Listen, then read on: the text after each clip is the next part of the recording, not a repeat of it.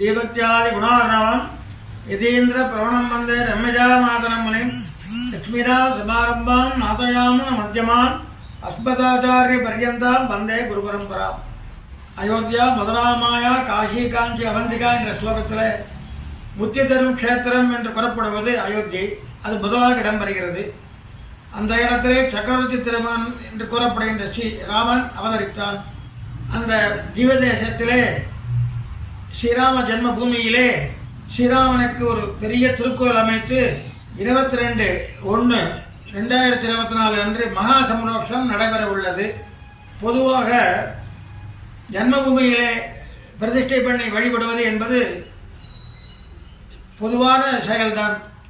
இந்த ஸ்ரீராம ஜென்மபூமி என்று அயோத்தி என்று நம்மாழ்வாருடைய திருவதார ஸ்தலத்தோடு ஒப்பிட்டு மணவாள மாமனிகள் திருவாமிநூத்தந்தாதியிலே ஒரு பாசுரம் அருளி செய்துள்ளார். 32வது பாசுரம்.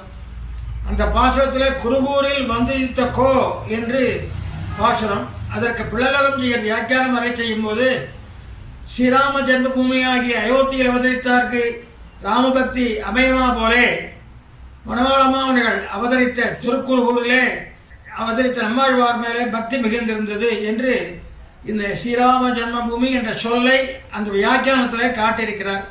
அவர் 15ஆம் நூற்றாண்டு அல்லது 16ஆம் நூற்றாண்டில் இருக்கிறவர். இப்பொழுது இந்த உபன்யாசத்தில் நம்மாழ்வாருக்கு ஸ்ரீராமனிடம் இருந்த பக்தியை புலப்படுத்துகின்ற சில விஷயங்களை விண்ணப்பிக்க போகிறேன். ஸ்ரீராமன் அவதரித்த நட்சத்திரம் புனர்பூசம். அந்த நம்மாழ்வார் அவதரித்த நட்சத்திரம் விசாகம். புனர்பூசம், விசாகம், புரட்டாதி மூன்றும் குருவனுடைய ஆதிபத்தியத்தை உடையது.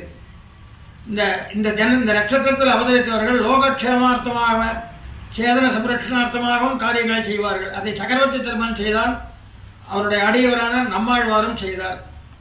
அதே போல ஒவ்வொரு சில ஆழ்வார்கள் அவரவர்கள் அவதரித்த நாளுக்கேற்ப அவர்களுக்கு அந்த பக்தி அமைகிறது. உதாரணமாக எடுத்துக்கொண்டால் பொய்கை ஆழ்வாரை எடுத்துக்கொண்டால் பொய்கை ஆழ்வார் திருவோண நட்சத்திரத்தில் அவதரித்தவர். அவருக்கு திருவண்ணாமலையான் மேலே ரொம்ப ஈடுபாடு. திருவண்ணாமலையான் திருநட்சத்திரமும் திருவோணம்.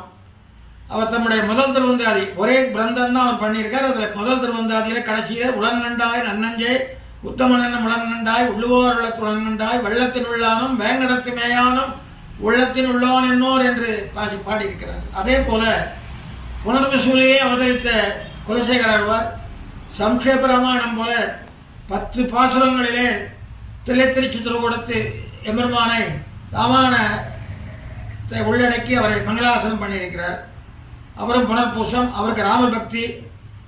அவர் ராமனுக்கு தாலாட்டு பாடினவர். 30 பாசுரங்கள் மிகச்சிறப்பாக அமைத்திருக்கிறார் அவருடைய பெருமாள் திருமொழியிலே. அடுத்தபடியாக ரங்கநாதன் திருவதாரம் ரேவதி, தொண்டர்படியாழ்வார் திருவதாரம் கேட்டை, ஆயிலும் கேட்ட ரேவதி புதனுடைய ஆதிக்கத்தில் வர நட்சத்திரங்கள். அவருக்கு ரங்கநாதன் மேலே ஈடுபாடு இருந்தது. அதுபோல இப்போ நாம் நம்மாழ்வாருக்கு சக்கரவர்த்தி திருமணம் இருந்த அன்பை அவருடைய பாசனங்கள் மூலம் நம்ம தெரிவிக்க விரும்புகிறோம். முதலாவதாக அவர் 4 பிரபந்தங்கள் அருளி செய்துள்ளார். நம்மாழ்வார் 4 பிரபந்தங்கள் அருளி செய்துள்ளார். அவை திருவிருத்தம், திருவாசிரியம், பெரிய திருவந்தாதி, கடைசியில திருவாய்மொழி.